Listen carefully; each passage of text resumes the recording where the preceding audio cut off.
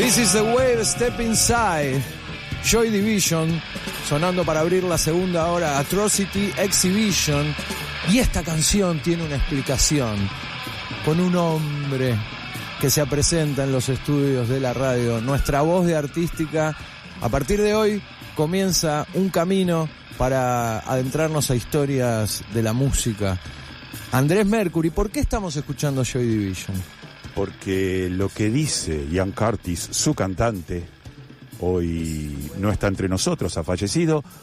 Este es el camino, entra, de alguna manera entramos a este espacio, a este bloque, en el cual vamos a jugar con el título del programa, esto y lo otro. Por eso reflexionamos acerca de esa gran frase que dijo John Ford, el director de cine americano, Ajá. cuando describió que entre la realidad y la leyenda, la gente se queda con la leyenda. Pero nosotros, haciendo honor al nombre del programa, vamos a tratar de mezclar la realidad con la leyenda. Que a veces no están tan distantes. No, en este caso no están distantes. En el caso de hoy vamos a hablar de la banda Joy Division, en especial un poco de su cantante, Ian Curtis. Y para darle el toque real a la leyenda, nos guiamos, como tendrás ahí a mano. 2 libros, me obligó, libros. me dijo, hoy Sí. vas a tener que leer. Porque buscamos la información en 2 libros, también nos guiamos en una película que ya vamos a dar testimonio.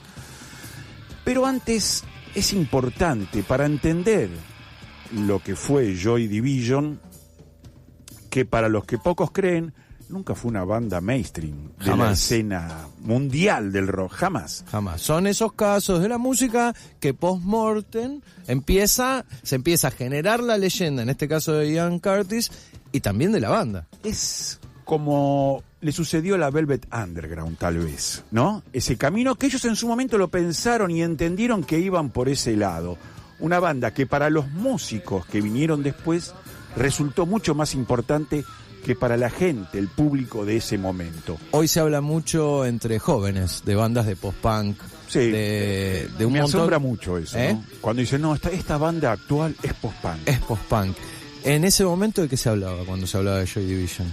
Cuando se hablaba de Joy Division, se hablaba de punk, en especial. Vamos a poner en contexto la historia porque es importante buscarle, para darle valor agregado.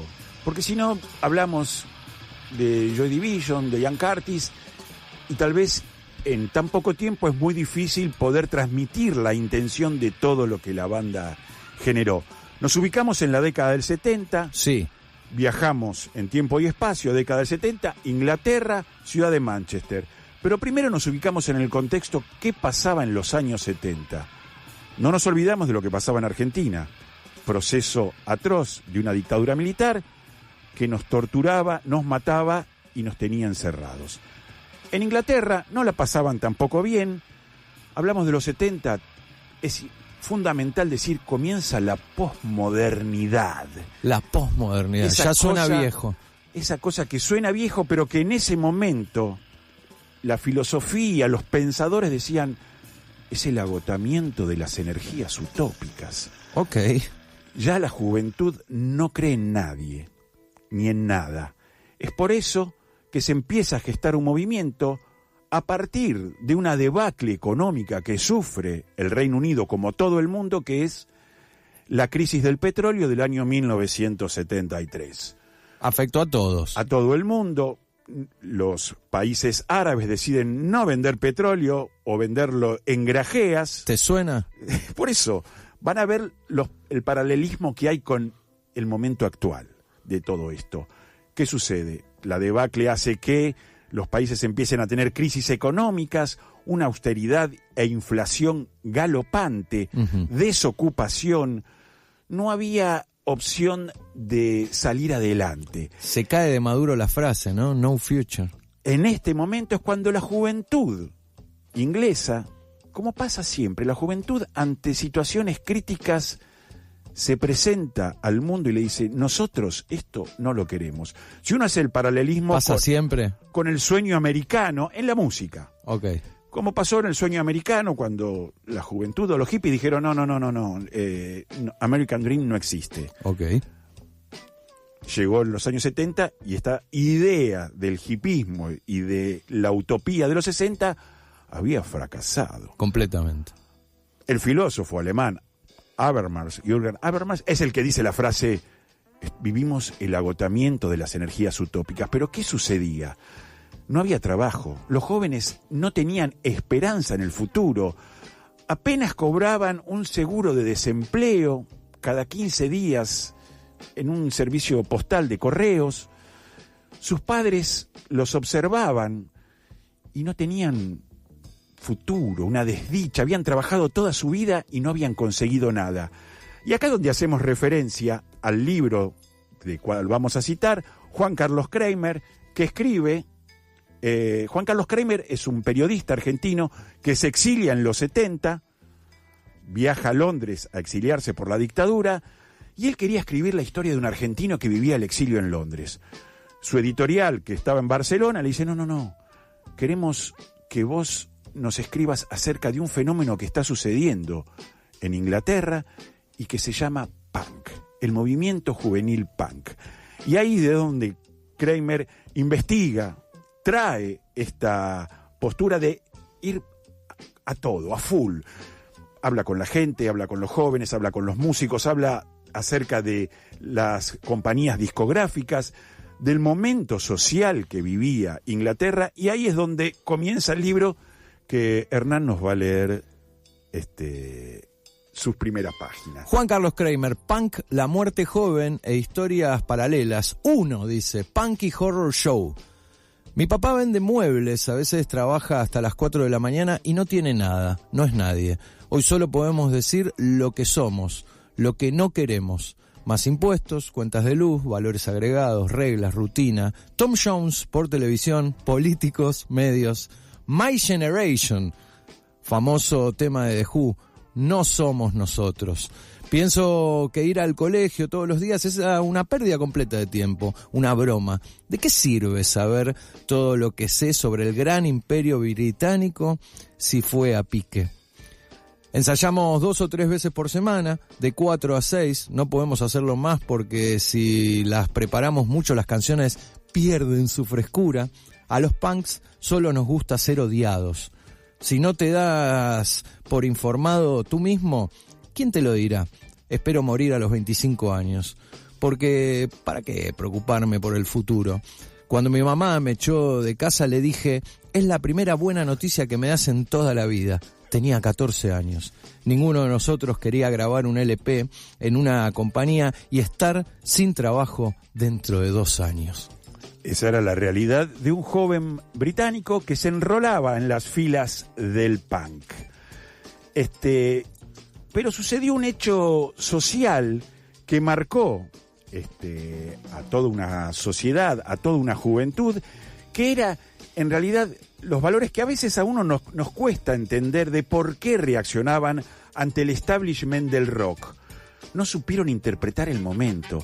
Las grandes estrellas de rock que venían de los 60 no le aportaban nada a los jóvenes. Cuando hablamos de las grandes estrellas de rock de los 60, como grandes estrellas están los Rolling Stones, están los Beatles, están los Who, están Pero los las Kings. Que estaban en ese momento, los Kings, Bad Company, Purple, Yes, Genesis, que habían aportado al hipismo en los últimos años de los 60, pero hablaban de su suntuosidad, de vidas fastuosas que ellos vivían y de fantasías surrealistas, pero no les decían nada. Cuando los pibes salían de los recitales, los cuales tenían que pagar alto costo, nada les llegaba, vacíos por completo. Y ahí es donde nace la frase, si no te gusta lo que te dicen o no te alcanza lo que te dicen arriba del escenario, do it yourself, hazlo tú mismo. Y ahí se genera el movimiento punk que cambia, es un cisma dentro del rock que, como siempre sucede, las compañías discográficas que banalizan la cultura revolucionaria y la transforman en industria del entretenimiento, empiezan a fabricar modelos para armar con la estética punk, con el sentido musical del punk, pero no con la idea base. Vacío de contenido, por supuesto. Totalmente. Terminan remera en un shopping y que todo acerca de la rebeldía queda fuera. Y esto produce que el punk se fuera a pique. Pero simultáneamente, mientras nacía el punk, también se gestaba otro movimiento al cual equivocadamente le pusimos post-punk. No es que vino después del punk, casi al unísono, con una misma raíz, una misma base, que era el hazlo tú mismo, pero con una alternativa de pensamiento. El punk no tenía plan B, era destruyamos todo lo establecido, rompamos con todo, pero ¿qué pasa el día después de esto? No sabemos, nada, no hay solución. Por el contrario, el post-punk no renegaba de todo lo que renegaba el punk, como era el art rock, la música elaborada. Ellos tomaban lo que les importaba y transmitían ese sonido, pero haciendo una retórica más introspectiva. Trataban de ir adentro del alma. Ahí daban la batalla cultural, de lo que pasaba en lo escabroso de las almas humanas, viviendo esta situación social, económica que los devastaba. Y ahí es donde aparece la poesía de Ian Curtis. No era una solución, pero ellos pensaban, en alguna forma, el post-punk, ya que no se puede cambiar al mundo, ya que no podemos cambiar al mundo, cambiémonos por lo menos a nosotros mismos, a partir de nosotros. Y eso da una cierta esperanza hacia el futuro. El movimiento post-punk, para mediados de los 80, se comenzó a desdibujar. Bueno, en ese escenario, todo comienza un 4 de junio del 76, cuando Peter Hook y el bajista y el guitarrista de Joy Division, Bernard Sumner, deciden ir a ver un recital de los Sex Pistols ahí en Manchester, su ciudad natal, la ciudad que había sido un monstruo de la industria británica. Para situarnos en el tiempo, Joy Division y los Pistols son contemporáneos. Casi. Un año de diferencia, 2, a lo sumo. Ellos arrancan, ven el show, dicen, la verdad que no nos parece nada los Sex Pistols, pero sí la idea, sí eso de comulgar la banda con los que están abajo, no hay diferencia, nos retroalimentamos, los que están arriba del escenario y los que están abajo, disfrutamos de igual manera y compartimos nuestro sufrimiento. Eso era lo importante en sí. Y dan una alternativa de pensamiento. Ahí aparece Ian Curtis en la banda, porque primero Peter Hook y Summer dicen, bueno, Hook se compra un bajo, le pide prestado plata a la madre, se compra un bajo y Summer se compra una guitarra. Lo más loco de todo esto, de la obra de Joy Division, es que no sabían música, no sabían nada de música. Nadie. Y se conjugan, viste cuando uno dice, se alinearon los planetas, se conjuga un momento histórico, que era, toman a Ian Curtis como cantante, se suma el baterista Stephen Morris, forman la banda y consiguen, por esto de la industria discográfica, un contrato con RCA para grabar un disco bajo el nombre de Varsovia se llamaba la banda en ese entonces, pero un productor les cambia el material después de ser grabado, les pone teclados y dicen, rompemos el contrato. Rompieron el contrato con la RCA. Increíble. Debutaban con una discográfica grande para el momento. No salió en ese momento. Cancelaron el contrato. Ahí encuentran a Rob Gritton, un manager, que se contacta con Tony Wilson, un actor fundamental de esta historia, un periodista que tenía un espacio de rock dentro de un canal que transmitía en el norte de Manchester y que se llamaba Granada. Y el programa de él presentaba bandas nuevas que no tenían repercusión en el mainstream. Tony Wilson decide formar un sello discográfico, lo funda, Factory Records, los ve y dice, yo los tomo. Vengan acá, muchachos. Vengan acá. ¿Qué sabía de sello discográfico Tony Wilson? Nada. Rob Gritton, su nuevo representante que lima las asperezas entre los dos, nada. Para esto llaman a un productor para producir el disco de la banda, que se llama Martin Hannett. Un productor que nunca había grabado un disco de una banda. Nadie sabía nada. Traigan a uno que sepa. apenas había hecho algunas versiones de temas y nada más. Pero Wilson cree que él es el indicado. El contrato de la banda se firma con la sangre de Tony Wilson, que dice, esto es 50-50, 50-50, pagamos las deudas y repartimos la ganancia. Y así fue el convenio que firmaron y el sello discográfico de una banda que jamás ganó un peso. Todas las ganancias fueron invertidas en Factory Record, en proyectos que después terminaron en la nada. Sin embargo, se reúnen estos tipos. Ellos venían con una idea un tanto punk. Curtis ya venía pensando en que el krautrock alemán era una opción para mezclarlo con el punk de ellos. Y ahí es cuando surge esa división entre el punk y el post-punk. Y ahí lo define Simon Reynolds, que se llama el libro Post-punk, romper todo y empezar de nuevo. Tiene una foto de Peel en la tapa y alrededor de la cabeza de Peel están las bandas Bauhaus, Soft Cell, Wire, Joy Division, Talking Head, Gun of Four. Y me mandas a leer la página 19. Perfecto. Dice, la revolución inconclusa. Los Sex Pistols cantaban No Future, pero sí hay futuro y estamos intentando construirlos. Esto es una frase de Alan Reventine de Per Ubu de 1978. Hacia el verano de 1977 el punk se había convertido en una parodia de sí mismo. Muchos de los integrantes originales del movimiento sentían que algo cargado de posibilidades y de múltiples alternativas había degenerado en mera fórmula comercial. O peor aún, había demostrado ser una inyección rejuvenecedora para la industria musical establecida que los punks habían tenido la esperanza de derrocar. Fue en ese momento cuando comenzó a fracturarse la frágil unidad que el punk había forzado entre chicos de procedencia obrera y bohemios arty de clase media. De un lado quedaron los punks verdaderos, populistas, que después habrían de evolucionar hacia los movimientos oi y hardcore, que creían que la música debía mantenerse accesible y sin pretensiones, como para seguir cumpliendo su rol de vocera de la rabia de las calles. Del otro lado estaba la vanguardia que habría de conocerse como post-punk, que encontró en 1977 no un retorno del rock crudo, sino la oportunidad de establecer una ruptura con la tradición. Hermoso este libro, ¿eh? Los dos libros vamos a repetirlos al final para que tengan a mano.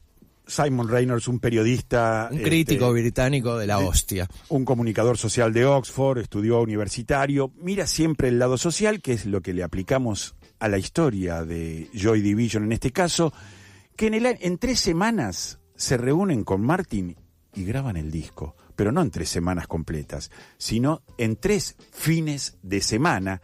6 días, chicos. Trabajando solamente de noche, porque ellos trabajaban normalmente como todo. Suena lógico igual, que los discos de Joy Division se han grabado de noche. No me los imagino en una mañana campestre.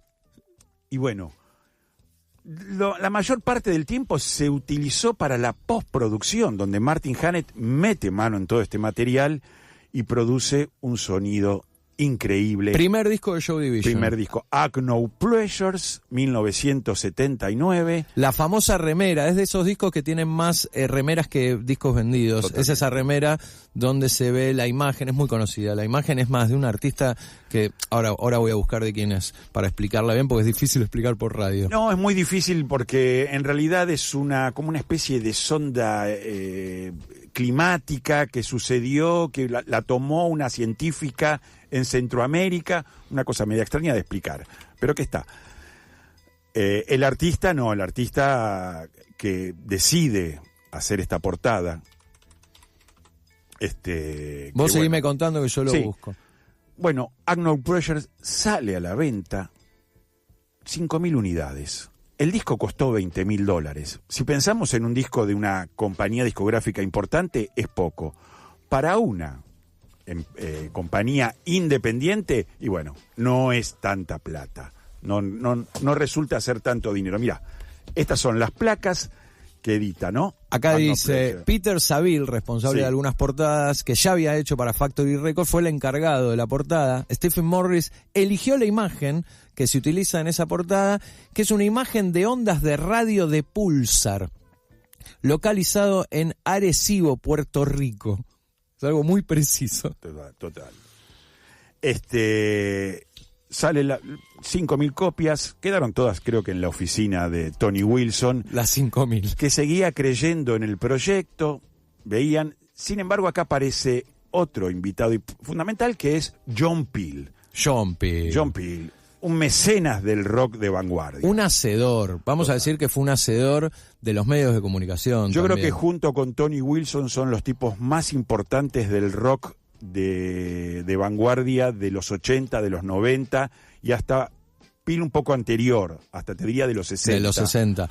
Para quienes no sepan, John Peel, ¿cómo contamos quién fue? John Peel era un locutor que tenía un programa en la BBC Radio 1, en el cual invitaba a una banda a grabar 4 temas. Para quienes no sepan, entren en Spotify, donde sea que escuchen música y busquen las Peel Sessions. Total. Era una entrevista y hacía tocar a bandas en su mejor momento con grabaciones inéditas. También puede buscar la Match Session. Podemos buscar las Match Sessions, podemos buscar el CCP, el Club Cyberpunk, de sesiones que se siguen haciendo. Invitaba a grabar 4 temas, tenían 4 horas las bandas para grabarlo, se grababan en forma directa, en vivo, y después lo producían y él los pasaba por el programa de radio que tenía. Increíbles, estábamos hablando, son increíbles. No, y la calidad del sonido increíble. Es bárbara, la BBC en los 70, porque de hecho A Not Pleasures es del 79, el segundo es del 80. De 1980, y se edita el disco 8 meses después de la edición del primero. 8 meses después la banda no se edita, entra a grabar la banda. Porque esto se graba, el primer disco se graba en junio del 79, el segundo se empieza a grabar en abril del 80. Menos de un año ya estaban grabando el segundo. Se graba el disco, luego graban el único video que existe con una cámara, lo grabaron con una cámara de Super 8 con una cinta quemada, que es Love Will Tear Us Apart, el gran hit de la banda. En mayo se suicida Ian Curtis. Joven. Se suicida Ian Curtis. Y en junio sale el tema Love Will Tear Us Apart. Y en julio se edita Closer, el segundo gran trabajo de que, si yo me preguntás cuál de los dos discos te veo, me parece que la resolución de Closer es donde capta más. No tengo dudas, para mí que Closer es mejor. Es mejor. Pero el debut de una banda siempre es importante para entender cómo se constituyen. Totalmente, pero ahí había ciertos dilemas en el cual cuando escucha A No Pleasures, el bajista Peter Hook dice, este disco no tiene pelotas. Lo critica. Él, que era el encargado de la melodía, porque es una banda donde la melodía se traza da el bajista. A partir del bajista. Para quienes no sepan, Peter Hook es el que después junto a Bernard Sumner conforma New Order. Y si uno escucha New Order, que es música bailable, la melodía y lo más lindo lo da el bajista. El bajista da a través... Por eso ahora viene New Order y debo avisarles que Peter Hook no toca más en New Order. O sea que no van a ver a New Order. Van a ver al cantante de New Order, que fue guitarrista de Joy Division sin quienes lo acompañaban. Con un pensamiento punk, pero que después reinvierte la carga y el pensamiento cambia, porque él después es productor de un montón de bandas del sonido Manchester, en el cual participaba, donde entra un ritmo bailable y house, ya a partir de mediados de los 80. Esa es como la tercera pata después del punk. Viene el punk, post-punk, y después muchos terminan haciendo música bailable. Esto recontra sucedió. Antes de irnos con la última canción, vamos a cerrar con el clásico de Joy Division. ¿Cuál es la importancia de Ian Curtis? ¿Por qué crece la leyenda de Ian Curtis? Yo creo ¿Qué decir de él? Ian Curtis cambia la forma de escribir canciones. Cambia la forma de escribir canciones. Y eso es muy importante para mí. ¿En qué sentido las cambia? Y las cambia porque empieza a escribir de cosas que le pasa a la gente, en su interior, en lo más profundo de su alma. Él era un muchacho que tenía epilepsia, eso lo trastornaba mucho, lo llevaba a situaciones límites, arriba del escenario y abajo. Tenía un matrimonio de muy joven que le pesaba la relación, le pesaba el fracaso de la relación. Tuvo un romance platónico con una periodista belga, con la cual no llegó a tener ningún tipo de relación más que la amistad y el envío de cartas, en el cual le decía todo lo que sufría. Es un tipo honesto. Yo quería decir Lo que escribió Tom Wilson, que forma parte de la película que recomendamos, 24 Hour Party People, del año 2002. Hay una película también que es como una especie de ficcionalización de la vida de Ian Curtis, que existe, esa peli que no es esta. No, que a mí no me gusta. Se llama Closer, creo. No me gusta esa película. Es muy mala porque está basada en la historia de la primera mujer, de la única mujer de Ian Curtis. Y esta está dirigida por Michael Winterbottom y es, en el relato, tiene que ver mucho con... Control se llama la película. Control, ahí está. Estrenada en el 2007. A mí no me pareció interesante. En cambio, sí, lo que está recomendando Andrés, que es 24 Hour Party People, es la película para entender mucho lo que pasó. El guión está por Tony Wilson, y Tony Wilson lo describe mejor que nadie sobre una parte de la película en la cual él dice: en esta historia que les traje hoy, habla ni más ni menos que de la vida, de los recursos, y que no siempre esos buenos recuerdos están atados a la forma de ser millonarios o estrellas de rock en lo más alto del mainstream. La historia está llena de pequeños relatos que acontecen en momentos determinados y luego pasan a engrosar la lista de bellos o malos momentos. La historia puede ser trágica porque concluye en la muerte, pero también puede ser rica por el recuerdo que se construyó antes del triste final. Y eso sucedió con la pequeña historia artística de Ian Curtis, cantante y compositor líder de Joy Division. Y les quería leer lo que dice la letra del tema con el cual vamos a cerrar. Con esto cerramos. Amigos y amigas, los miércoles vamos a tener este lujazo. Un tipo que por suerte tengo el agrado de ser su amigo, que me ha dado la posibilidad de conocer tanta música y ahora la va a compartir con todos ustedes en historias aquí en Esto y lo Otro. Con esto cerramos y suena la canción, dejo este cierre en voz, Andrés. Cuando la rutina muerde con fuerza y las ambiciones son bajas, el resentimiento aumenta, pero las emociones no crecen y estamos cambiando nuestros caminos, tomando caminos diferentes. Entonces el amor nos alejará de nuevo. ¿Por qué hace tanto frío en el dormitorio? ¿Te has vuelto de tu lado? ¿Mi sincronización es tan errónea? Nuestro respeto se seca. Sin embargo, todavía existe ese atractivo que hemos mantenido a lo largo de nuestras vidas. Pero el amor nos alejará otra vez. Lloras mientras duermes, todos mis fallos expuestos. Hay un sabor en mi boca mientras la desesperación se apodera de mí. Es solo que algo tan bueno ya no pueda funcionar más. Entonces, el amor nos alejará de nuevo. Entonces el amor lo destrozará otra vez. Love will tear us apart. Ian Curtis, Joy Division.